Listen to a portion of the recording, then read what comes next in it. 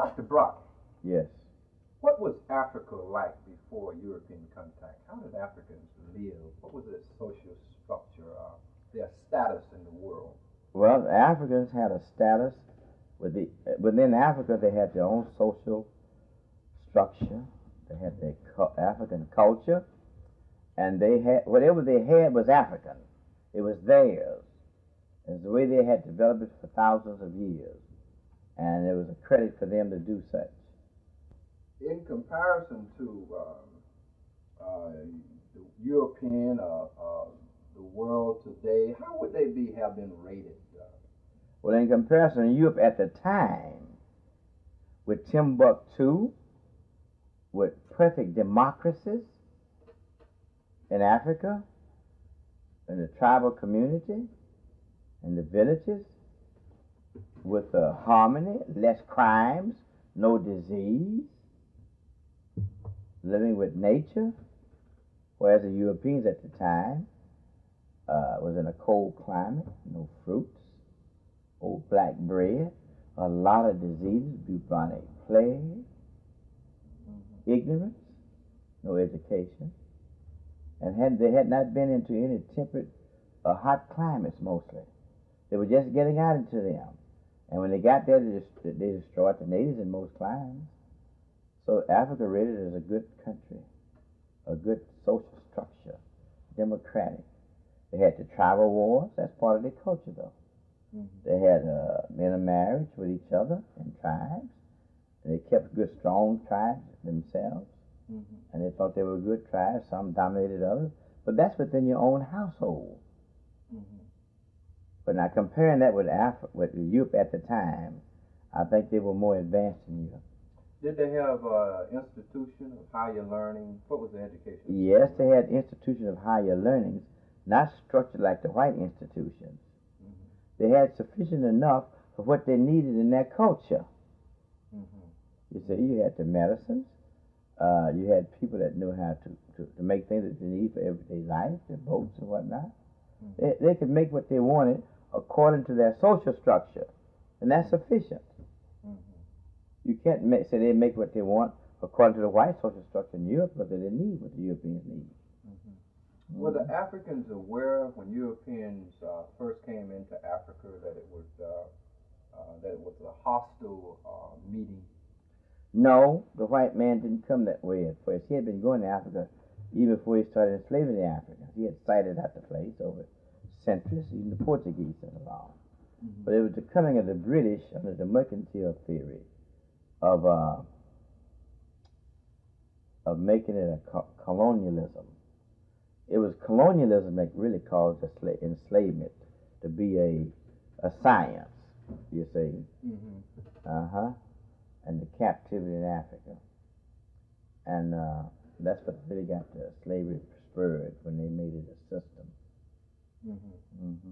And what were some of the first contacts of that colonialism? How did it develop into the capture and why? Well, first they got a few of them, and they saw how much wealth was produced from this labor. There was such a demand for labor in America, just for the taking. So much rich land with nobody to work it. Not enough whites indentured service, or white free people, or white anything, Indians. So Africa was a source of labor. And they went there and they invaded Africa and captured the Africans. And they began to war against them. And in this war, they captured them and made them slaves. They didn't capture them and make them prisoners. That point must be thoroughly understood, that there's a difference of a prisoner of war and a captive put in slavery through war. This captive is made a slave.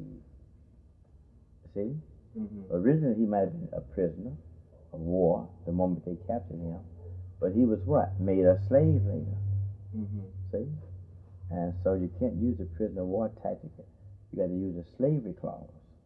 He's been held in slavery in the Atlantic Slavery Convention, International Slavery Convention, not the prisoner of war thing. Clause. Actually, we are here with Dr. Brock to discuss reparations. We wanted to give a backdrop in terms of what was Africa like before. Yeah, but Africa was a good country. It was a good, developing, wholesome country. Dr. Brock, you are the foremost proponent of reparations. Now, what I'd like for you to do is to explain to the viewing audience what is reparations, why reparations, and what we must do in order to attain reparations, and why we should attain reparations. Yes. All right, I have a major lecture entitled, What is meant by the term reparations for black people in the United States? I have that term in one of my main lectures. I define reparations. I define what we need and what we want, who's responsible for us not having reparations, and I have it all written in, and that's one of my main lectures on what is meant by the term reparations for black people in the United States. What is meant by that? The reparations is the payment. No, reparations is the demand by U.S. slaves and their descendants on the government of the United States of America and its individual and sovereign white men, white women, and white children, and all others of the free structure. Now, let me explain this free structure to you. When Africans of slave descent here mentions the whites that they held them in slavery and that they owed them reparations, the white man will say, well, no, I didn't own any slaves. As an individual, he didn't own any slaves, neither did his parents. But that's not the issue, who owned the individual slaves. If all of them owned slaves or one of them owned slaves, it would still be slavery by the group. Because the Constitution that represented the group enslaved all blacks for the benefit of all of them that wanted to own slaves or benefited from the taxing of slave or the work of slave or the produce of slavery. It was a slaveholding society under the protection of this government and its citizens. So what we mean here, and all others of the free structure, the Constitution identifies three structures of people. It identifies in Article 1, Section 2, Clause 3, those that are free and those, including those bound to a term of years, which is indentured service, as what? One class of people that are free. Indians, that pays taxes to the government and follow the white man's ways, and 3/5 of others, which means the slaves. Those are the three classes of three structures that are benefited. The free structure is included in slave structure. So the free structure is anybody other than the slave that's part of the government. All right, so, and all the free structure, and their heirs following in interest. What do we mean by that? The heirs of George Washington, a slaveholder, or the heirs of the people that own the Empire State Building in New York City, is an interest. That heirship, that money you inherit, is an interest. The heirs follow it in interest. When one died, the other follow that interest, don't they? That's correct. Since chattel slavery has been over, what all this wealth you see here that's produced in slavery is still here. Where does it go? People inherited in interest by being what? An heir. So it's the free structure. The heirs and interest keep inheriting the land, keep inheriting the money. And inheritance, the use of it, the benefit that through succession. You know, succession one from the other. For payment in return, our demands for payment in return, and taken back for damage, hurt, and harm and injury of this slave labor. That's just one, just for the slave labor. We want that slave labor in the form of money, backed up by gold, goods would consist of tractors, ships, planes, boats, educational materials, lumber, building materials, farming tools. Service consists of somebody to help educate kids to get the culture back, a good language. Service consists of somebody having to put up something, train somebody, something, give it. and land. We also want land. Mm-hmm. We got to have some land. And where is this land to be? Well, the land is not like it has to be identified as the land we were taken off of when we were captured as slaves. Mm-hmm. There's no question about you got a land. Where is the land? The land is where we were taken from. Mm-hmm. The question would be, how are we going to get our land back that we lost in Africa? Mm-hmm. Without assuming that you got to find land somewhere.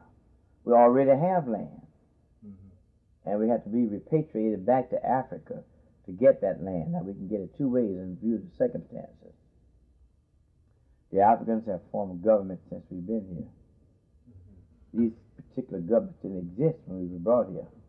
Correct. So they now exist and can be in existence to our prejudice. You see? Mm-hmm. But however, we can go in with the African government and get a good citizenship with them with certain rights and benefits. Mm-hmm. And our reparation money we take with us over there is non-taxable. They have no control over it.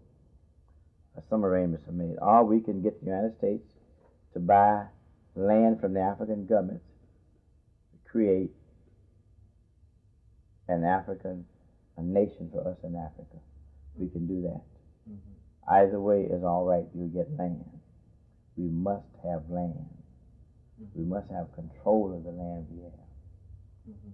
That's how we get the land. Those are the four things: money, go, goods, service, and land. Mm-hmm. That's what we mean by reparations. And we go on to show that the responsibility of that and how it comes up under the Constitution. Is there any difference between what you're asking for now and what Marcus Garvey was advocating during his call for back to Africa? Well, Garvey was advocating building up African nations and being a strong people. And I'm only dealing with one group of the blacks. I'm only dealing with U.S. slave descendants receiving reparations for the money that they put here in this country. Mm-hmm. And that's the only money they can demand anyway. Mm-hmm. So that's a big difference from what he was doing. He was more or less representing all of the blacks throughout the world. Mm-hmm. And he represented them from a nation point of view. Mm-hmm. I'm only thinking in terms of the 40 million blacks in the United States and the money in the United States, which is a powerhouse. Mm-hmm. And did you know that if the slave issue is settled with the blacks in the United States, it'll be settled all over the world? Mm-hmm. Mm-hmm. Why is that so? Because the powerhouse for the black race is the blacks in the United States of America. For intelligence, economics, high tech, education, and political and economic development. Isn't that a prejudicious statement, Dr. Clark? No, that's a true statement. What would you say? What do you mean by that? Explain that. Well, you said that the powerhouse of blacks in the world, of Africans in the world, is in the United States. Blacks in the United States. And you said that in terms of intelligence, economics, high tech, right. etc., Mm-hmm, etc. Mm-hmm. But there will be many Africans who would view that as a discriminating statement that would cause contention. Well, I mean, it sounds like an elitist statement. Well, it's a truth. It is elitist. The most elitist people in the black race is the blacks in America. Mm-hmm. Okay, we won't deal with that. No. Wait just a minute. You see, at some stages, somebody has to tell the truth. You see, I don't know why anybody would be offended with me being in slavery for 300 years and they been free for 300 years, and my slavery caused me to learn how to be what? High tech. I'm high tech in America because my slavery created it for me to be high tech. I earned that. That's my high tech. Mm-hmm. In other words, you're saying the condition in America was created by my enslavement, and I'm getting the benefit of my own creation. Mm-hmm. And somebody got to be mad at me about that? And blacks were exposed to this technology that we helped create with our slave wealth. Yes. And in which Africans, being enslaved on the continent or being colonized on the continent. Whether they colonize or not, they don't have it. Mm-hmm. Because they don't have the wealth. Mm-hmm. They don't have the high-tech society. That's why they don't have it. Mm-hmm. That's not a prejudicial statement. That's a true statement. Mm-hmm. Do you understand that? I understand it. Oh, and I hope they understand it. Yeah, I understand. I'm the one that needs to be complaining about my slavery. Nobody in the other black race have any reason to complain because I've used slavery to get my high tech that belongs to me. Mm-hmm. About 1/3 of the patents in the patent office in Washington, D.C. Mm-hmm. should accrue to black folks as part of their reparations. Is anybody going to get mad at me because our slave labor helped create the climate where they could be invented? Mm-hmm. Is anybody going to be mad at me because I'm going to be able to get them and increase my knowledge? Mm-hmm. Because the Africans don't have them? Mm-hmm. What's that got to do with me? Mm-hmm. The only reason I brought that up is that that's why I saw the movement back to Africa, movement of blacks, Africans in America going back home. That's another step forward for the blacks in America. Yeah, but I saw they should be free from slavery. Who's going to be against us? Mm-hmm. I just saw that as a possibly conflict in the sense that if we went back feeling that we were in some ways more advanced or something. Listen, let's get up. We are more advanced. Mm-hmm. We've been in slavery for 300 years. Mm-hmm. We've been around the advancement that our slave labor created. Mm-hmm. And we should have these advancements because they are ours, because we helped create them. Mm-hmm. How is that elitist or prejudicial? Mm-hmm. They haven't been in slavery for 300 years. Why the white man is over here so much advanced over the white man in Europe? Because of our slave labor as well. Are the Europeans mad at us because he's more advanced? Mm-hmm. The whole thing rests on us. Mm-hmm. The African students comes over here and get a good education based on our slave labor. Mm-hmm. They benefit from that. So why are they mad? I mean, I don't think they would be mad. The Chinese are over here by the thousand getting technical know-how in the colleges, and we've been here 400 years. We don't have as many of them skills as they do. Mm-hmm. Somebody mad at me and I'm the slave. Mm-hmm. No, I'm glad you brought that out. Of course. I'm glad you brought that out. Sure. Now, and while we're still on that point, and all of these things that we created and everybody has benefited from. Everybody. Mm-hmm. Now, in reparations, explain to us, because there are some people who don't realize what the labor of Africans really created for America. Can you go into that? Yes. It's what the labor of of the Africans in the United States created for the entire world, to tell the truth. Mm-hmm. Now let's go over this here. Look how big this is. 400 years of labor without pay. Mm-hmm.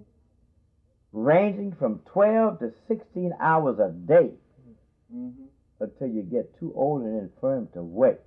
And you don't get any inheritance, you don't get any sick pay, you don't get any sick leave or retirement. Mm-hmm. When you get too old to work, you got to grow your own food. Take care of yourself. Mm-hmm. You pass it out. You understand? Mm-hmm. Or you're given to some hospital in the northern states to be used to test it, to check you out for health reasons, to dissect your body. Mm-hmm. For experimentation. Mm-hmm. So now, look at the wealth that was gained. Look at the ships, the planes.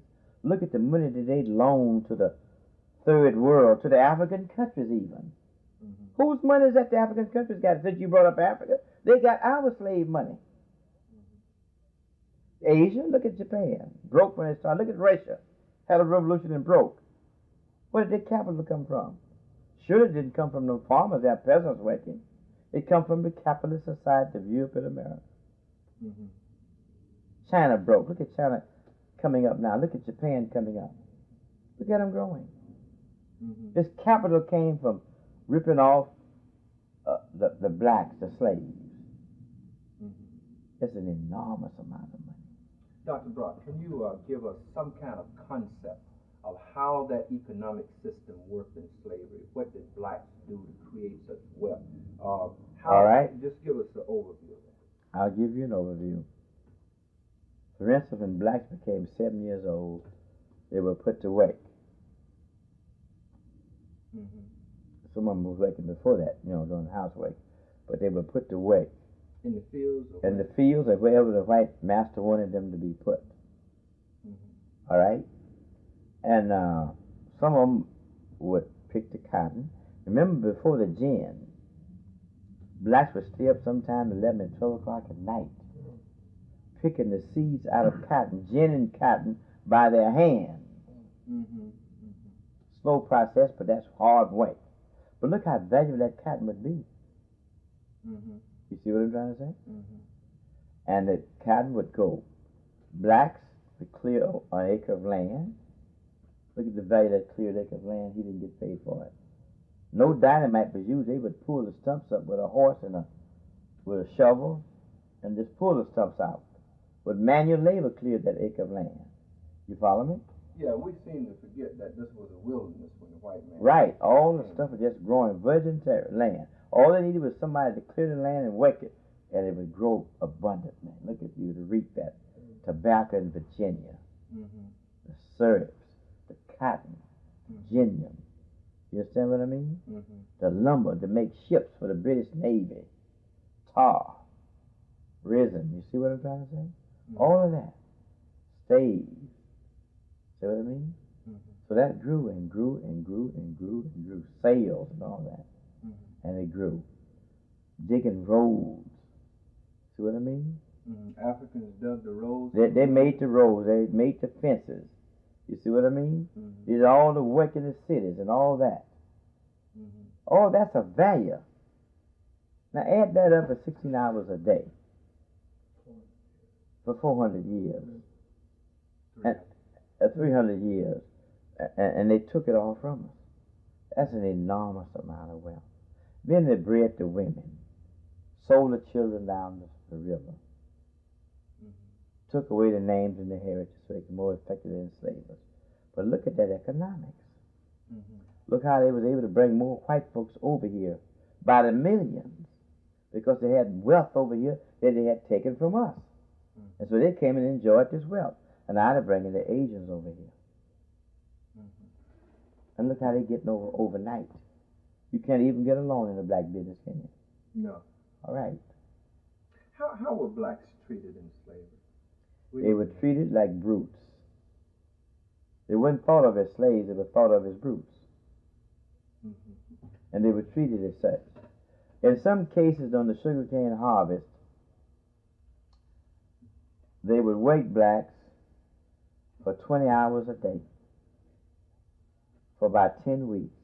Some blacks would die on the road at the end of the day. I have that in a piece of paper I have in my briefcase now. It would call them to their wake out or wake to death. A man 25 years old would be dead from harvesting sugarcane during the sugarcane grinding season. They wouldn't let him stop working until the 10 weeks was over. They'd beat him to death if he stopped. They let him sleep 1 or 2 hours and get back to work. He died. They said it was easy to replace a slave if he died. That's in writing. All that to make America rich. What was the process of once the African came here, breaking the African? How was he treated? How was life? Well, they would put him to work, watch him, beat him, and he would resist sometimes. But they would give him food, courses of food, and make him work. And if a mosquito bite you, you couldn't scratch. You see what I mean? A woman had a baby, and the next day she went back to work and put her baby on her back. And then she had to have a cotton sack. She had to put a baby at the end of the cotton roll and go all the way down to the row and come back and watch the baby. Sometimes the snake ate the baby up, you see. The master wasn't concerned about that. He was concerned about work. See what I mean? And he wasn't concerned about the slave eating. The slave, you ever heard of what they call a hoe cake or hot cornbread? I heard of it. I didn't know what it was. Yeah, slaves had to cook their bread when lunchtime come right there on the cotton roll. For 30 minutes, that's all they had to get back to work. They had to carry the food with them, carry the baby with them. They had no chance to nurse a baby. That wasn't part of a slave's duty to nurse a baby, because it wasn't human. Mm-hmm. You understand that? Yes. We have a case of somebody whipped a slave to make the slave mine. So the white man sued the person that hit his slave because the slave was making the girl mine. He said, you can't charge nobody with assault, because when you whip a slave to make a slave mine, you treat them like he's a human being. That's where you treat white kids. When you whip a slave, you whip him to make him what? Work. Mm-hmm. There's no value in him improving his condition of being a good slave. Mm-hmm. Now, you understand that? I understand. Yeah. Those were some of the most barbaric conditions. You know, it's strange how all these things happen to us and how they cleaned it up and not let blacks read about their slave culture. Mm-hmm. Every black should be required to study slavery. Mm-hmm. What were some of the other atrocities? I know that they would, in terms of the men and the women, make examples out of them, fighting other slaves. What were some of those examples? Or they would make slaves fight, you know. They would tie a slave up and beat him up for fun of it. Things like that, or they would dig a hole and put a slave in it, and nothing left out but his head, let the ants eat him, let other slaves watch him to make them mine. And you had the one of the cousins of President Jefferson take a live slave and just cut him up in the presence of over 100 slaves to put fear in them. Things like that. Or to get a woman, if she went with the wrong black man without permission and cut her baby out while she was still alive. Little things like that they would do to impress other slaves to mind. Mm-hmm.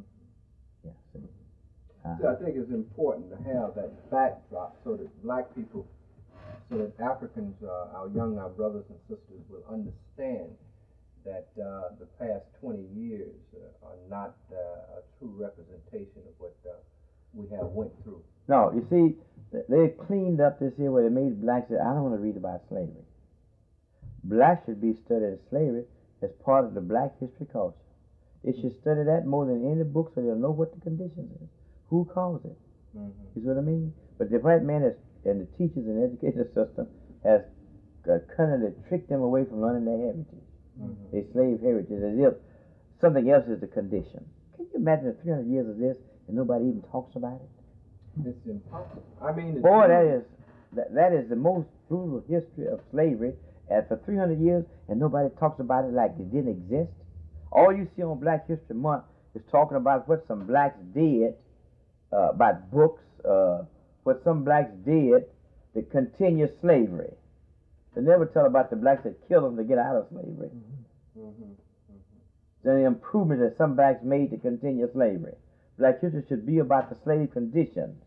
Mm-hmm. And what can we do about them now? The genocide that's practiced on us now from that slavery. That's what Black history should be about. Every day of the year, too. Mm-hmm. Now, you are under the impression that we are still in slavery. No, I'm not under the impression. I know that we are still in slavery by actual facts, not by no impression. Why do you say that, Dr. Carter? I say that because the possibility, maybe, and all that, I have to put it down. There ain't no maybe about slavery. You're a slave, or you're not a slave. You're free, or you're not free. But don't you know that most Africans in America do not realize they're in slavery? Well, that's part of the training that they don't realize slavery. The slave system, the best way to keep a slave is to make the slave think he's not a slave. Do you ever see the white people use the term slave? They use the word colored, black, negro. They say anything but slavery. Even during chattel slavery, it was against the rules for anybody to call a slave a slave. Mm-hmm. And they would tell them, well, what do they call him? They call him Buck, John, James. They call him anything but a slave. Mm-hmm. Because they didn't want him to know he was a slave. They just wanted him to know he had to wait because they owned him. Mm-hmm. Mm-hmm. Well, how does the continuation of slavery takes place? Manifest? How does it manifests itself. Wait a minute. Slavery has to be defined. Mm-hmm. Captivity rather has to be defined. Captivity is merely capturing blacks in Africa by force and bringing them to this country, mm-hmm, and making them be a part of the political process here. Mm-hmm. That's all slavery is. That's all captivity is. Mm-hmm. Slavery then would be the act that you make the blacks do while he's here. Mm-hmm. That's the slavery. That's all it is. And it's no more than that. But in chattel slavery, it was more harsh and more cruel. Mm-hmm. So you're saying that black people are still enslaved because In they're captivity. not in captivity because they are not able to determine their own destiny or to determine their own self-rule. Self-rule, that's right. They were brought here and they lost their self-determination and their self-rule. Now, the treatment of blacks here has nothing to do with it. You can treat a slave good or bad. Treatment doesn't get rid of the captivity. But aren't blacks now citizens? The white man said they were citizens because that's part of what he wanted his slaves to be. But he didn't end his slavery. You can call a slave a baboon, he's still a slave.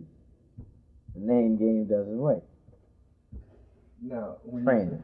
you say, but why isn't he a citizen if the white man deemed through his constitution that he is a citizen? Because he didn't agree to the Constitution. You have to agree to be a citizen to make one. Otherwise, he just made you a citizen because you're still a slave. He can call you a citizen anytime if you want to. Blacks didn't accede to citizenship by choice or mutuality, which is the basis of all contract and law. But they don't reject that. As a matter of fact, they fight to be a full and equal citizen. Yeah, they do. They do fight. That's because of the slave training. It's just like in World War I, they didn't want to give blacks guns. Blacks were complaining. Well, the white man didn't want to give blacks guns in World War I because he thought the man would have sense enough to turn around on him since he had him in slavery. That's why the white man didn't want to give him a gun in World War I. It wasn't because the white man was prejudiced. It's just that how in the world is a man going to give a slave a gun? And hell, you in slavery for 300 years, they're going to give you a gun? And you not shooting. And you not shooting? They should have somehow killed the dog. You see what I mean? Yeah. But the blacks was tricked and trained that they were citizens, that they had to be loyal to the government. And then in World War II, they give them a gun. They still didn't turn around on the government and kill them. Mm-hmm. I don't know what blacks going to do in World War III.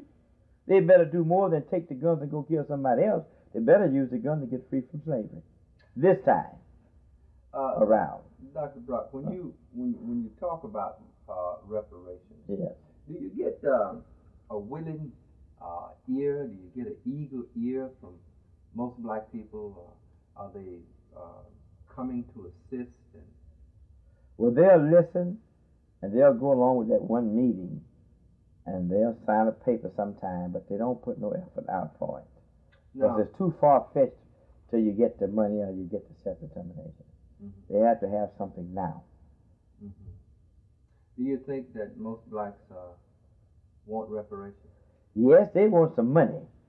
They want some money. Don't care if it's poverty money or money from a welfare check or money from a job. They just want some money. But what we're talking about is money because of slavery.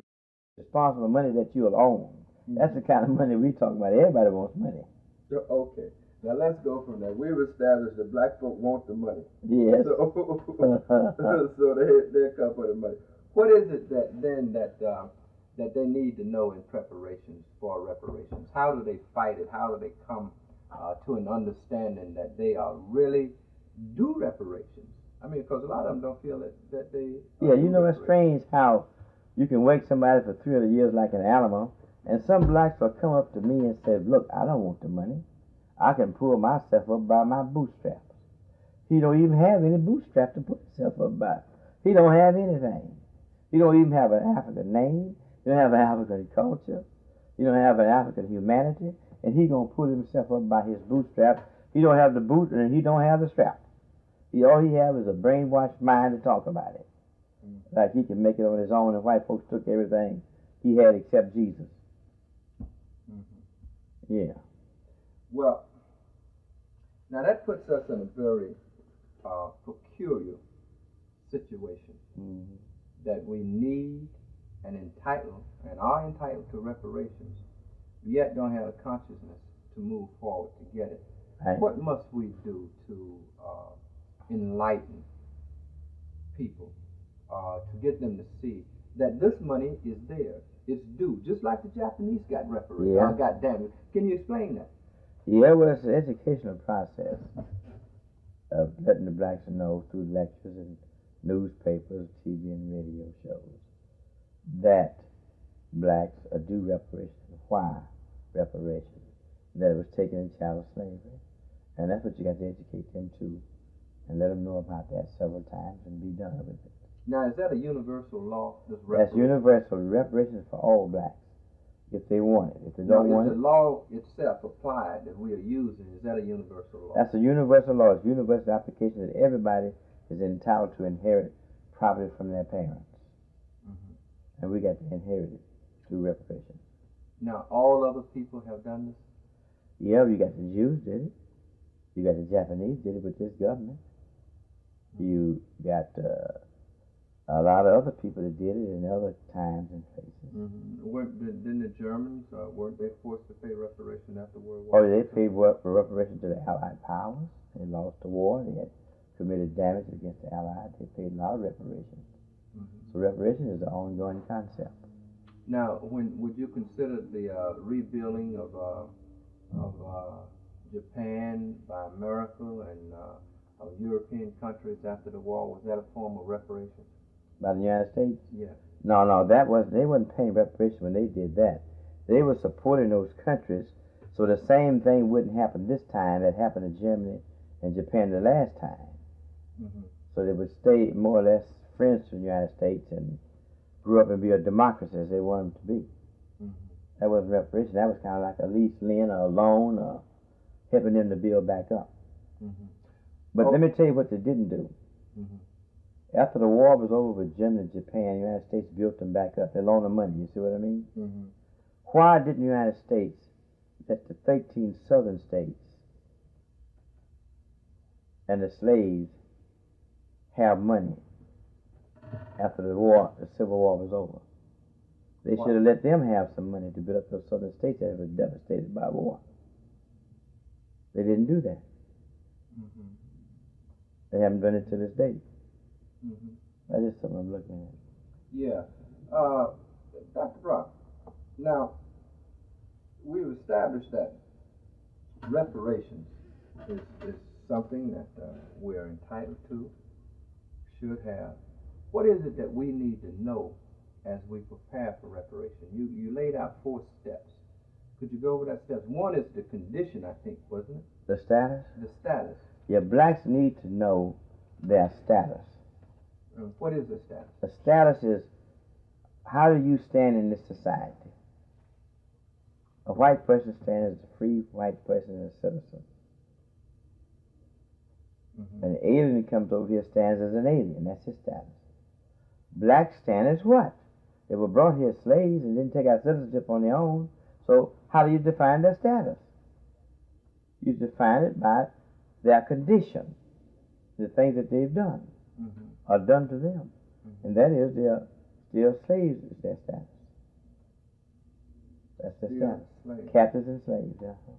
But don't the 14th Amendment guarantee them equal rights under the Constitution? It guarantees them civil rights under the Constitution.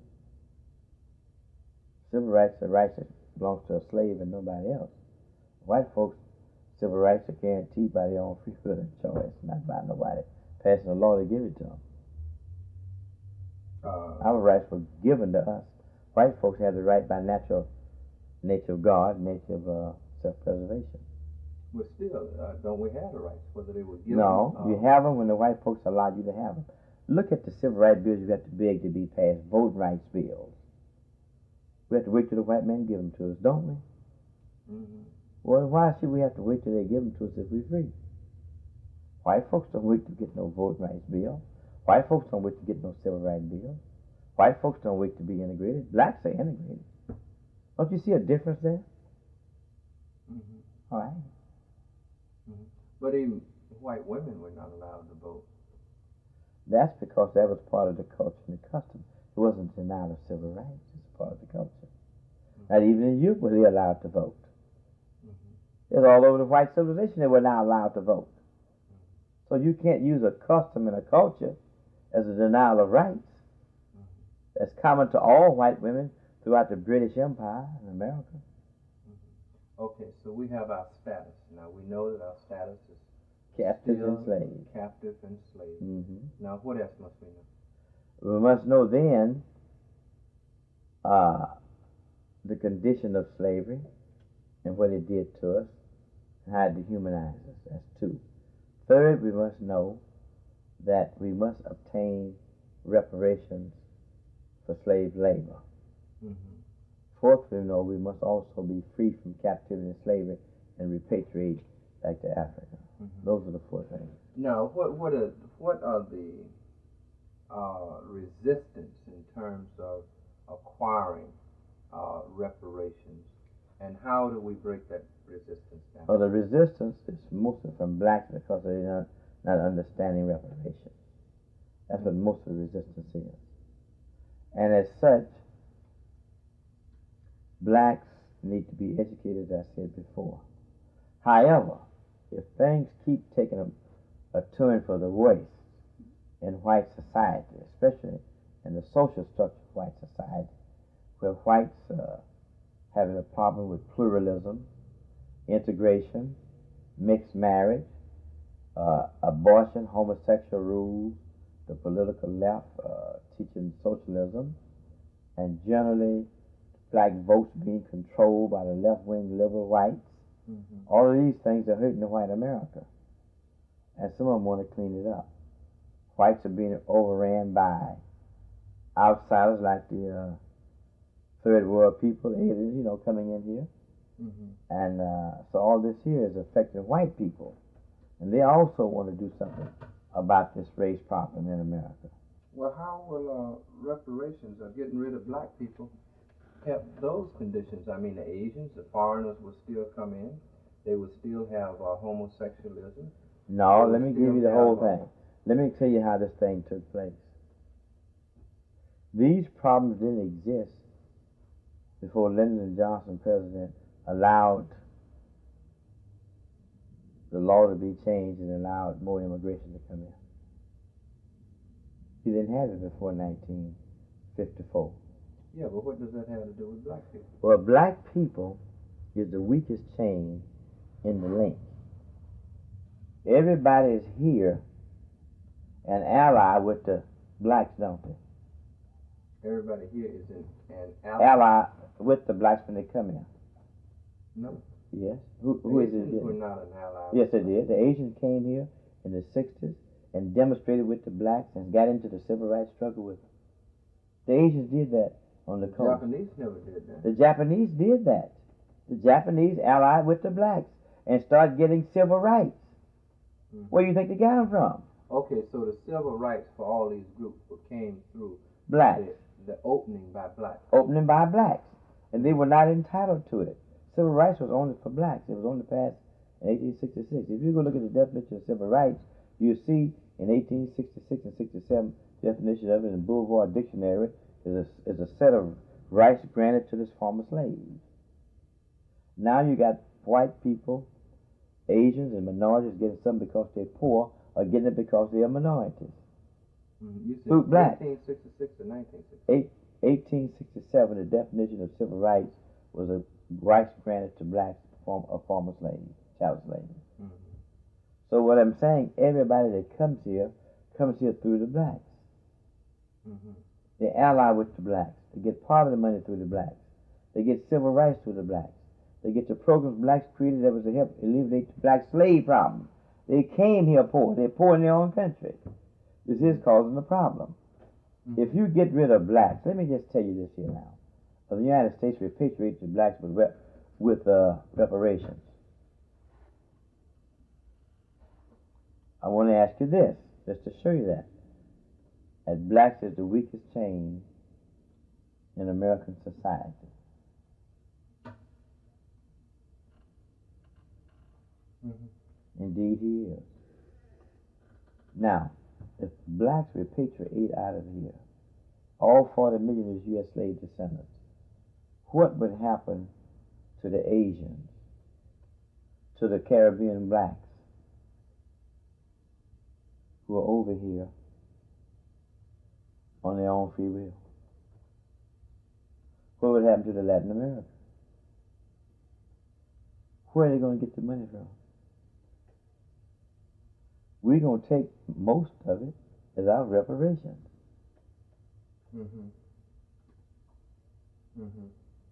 Then America won't be a dream no longer. It's only a dream because it got slave labor to take and use. Look at the loans that the Vietnamese get. Whose money are they getting? They're getting slave labor money. Mm-hmm. Mm-hmm. Do you catch blacks repatriating to the Caribbean islands? No. Do you catch the Caribbeans coming here? Yeah. Why? They're both black. Because of opportunities. Oh, because of slave labor. Because of slave labor. All right. If the slaves leave this country, what are the other people coming here going to do? They ain't got nobody to hustle. Okay. Now, we were saying that whites would like to see blacks leave. Yes. And you gave a set of circumstances. Right. Are there any others? Because so far you mentioned I mentioned all of them. Deterioration of the moral fiber Of the whites. Beyond, but beyond the moral fiber, what other reasons would whites have? They have not only the moral fiber, they have the over-indonation of America by foreigners, using the black vote to lurch to the left wing. That's another one.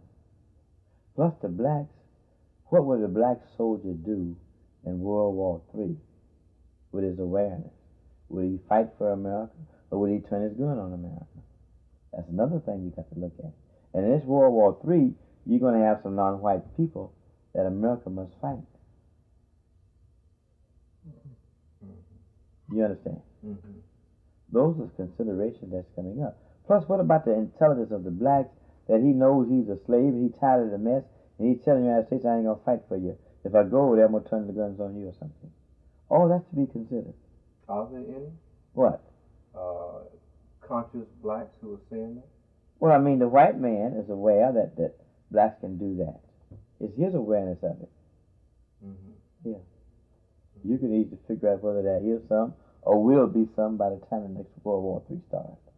Who's going to take a chance on it? Have there been any support coming to you from whites that would indicate that they are willing, and are these whites substantial, and are they important, or do they have power? Every white man is important because every white man is a slave master. All of them are equal slave masters. None are above the other. Mm-hmm. Some of them is in power because of his political power or because of his wealth. All of them are slave masters, and I play them all equal. All blacks are slaves, and I play them all equal. I don't go for the big and low game. So what I'm saying, the whites that I know that supports reparations is whites that you used to see more or less that want to do it as a charity. They want to do it to get rid of the bad blacks. But now they want to do it for their benefit because it affects them somewhat. Mm-hmm. I know some of them put out books, some of them I be on television with, some of them I travel with, and some of them I go to the meetings with them, some of them come to my meetings, some of them invite me to speak on this, some of them put out literature about it. Mm-hmm. Uh-huh. So there are whites who support reparation and repatriation, and they're growing. Mm-hmm. Some of them are even using my suit that I filed, showing that blacks have a citizenship by the 14th Amendment that does not apply to whites. They're getting in on it. You see, blacks should try to wake up and see what time of day it is and see that things are changing in American society and in the world. Mm-hmm. And don't get caught here with somebody want to put them out of America. Is that a possibility? Yeah, that's a possibility. If things get bad for this white man, sure he's going to repatriate the blacks back to Africa. That's what he's supposed to do because that's where he took them from as slaves. Mm-hmm. What are your prognosis, your perspective on things getting bad, and it comes a time that blacks will, whether they want to go or not, have to go? Well, you got the debt, you got the decrease in white birth rates, you got the crime, you have the rise of the economic power of the third world, Japan and now China, Taiwan, Korea, North and South now. You got Europe, You got Russia getting together with China. They're going to have a meeting next month. And they're going to talk about economics. They're going to be creating and manufacturing. You got some Africans that may get together. Africa hasn't got on any kind of kick yet. But anyway, you have these people doing these things. And you have the Arabs may get together. What about East Germany united with West Germany, creating a strong economic base and being in competition with the United States? The European Common Market is in competition with the United States. These are factors that put pressure on the United States. And, South Korea also. yeah, and when you have a big slave population that is becoming aware, that's a threat. One of the biggest threats in this country is the slaves, because they're becoming aware they can be used by others. And what you see this stuff going on around the world, it's a problem. So what do you think would be the reaction of the white man in terms of the conscious African? What moves do you foresee him making? Well, I foresee him either repatriating the blacks or putting them in some kind of situation where he's immobilized. See? Would you in your traveling through the black communities, the crack, the crime, the drugs, would you say that's a form of someone systematically trying to solve the problem?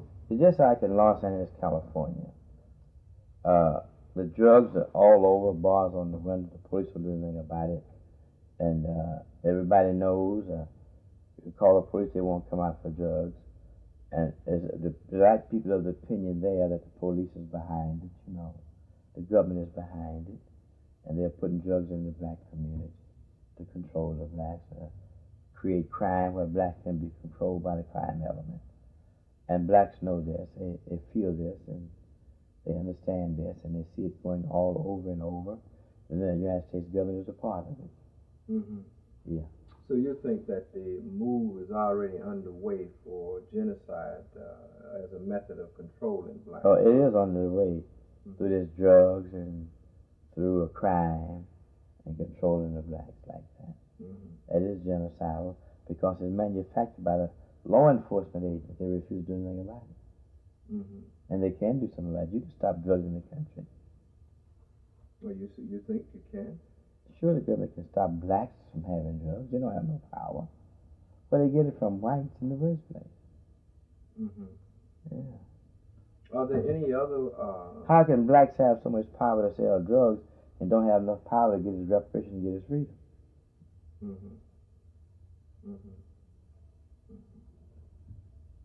Okay. That's a deception, isn't it? Very, very much so. Yeah. Freedom should be the biggest thing that blacks should be fighting for. Blacks that take Uzis and all kind of guns and go kill up 1,000 persons for a drug debt, won't they? Yeah. And that same black, when he's in jail, you go there to have a black culture meeting to discuss something about white folks, and they get fed. We done kill up everybody in town and give drugs to the 10 and 12-year-old kids. And the big old punk that's black is scared to go and talk about black culture in the prison system. You understand that? See what I'm trying to say? Yes. Yeah. Okay. If we are aware now that whether we want to or not, our condition in America is at best precarious and unstable, and our condition is worsening. What then, and how shall we go about now organizing in a systematic fashion to bring about reparation and reparation? Well, here's what we're doing so far about it. We're putting out a petition. We introduced a bill to the Black Caucus introduced in Congress.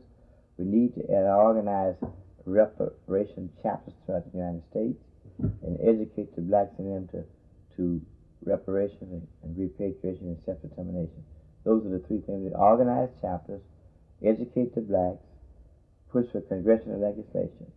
Those are the three things we need to do. How can one organize a chapter? Well, it's kind of difficult to get 5 or 6 blacks together in a city or a town or any location you want to identify and ask them to have literature, invite people to meet to discuss, to force things I just named here, which include the status, pass out literature, tell them the progress of the Reparations Slave Descendants Bill, and that's about all you need to do at this stage.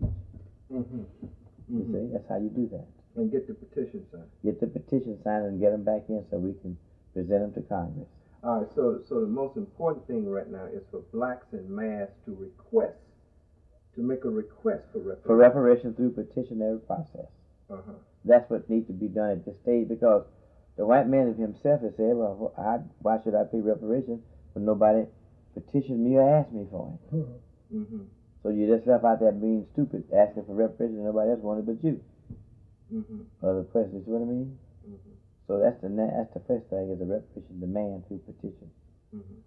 Okay, so anyone who views this video and want to get involved, first step would be for them to call together, get a group of blacks together, slave descent, U.S. slave descent together, and have a little meeting, or have someone already voiced in it to come to the meeting and pass out literature or talk to them and give them petitions, and have another meeting periodically, like every 2 or 3 months, and bring people there, explain it to them. It's a cut and dry thing of telling them about reparation, their status, and presenting the bill to Congress and sign a petition. Then you're through with it. That's all the meeting could be about right now.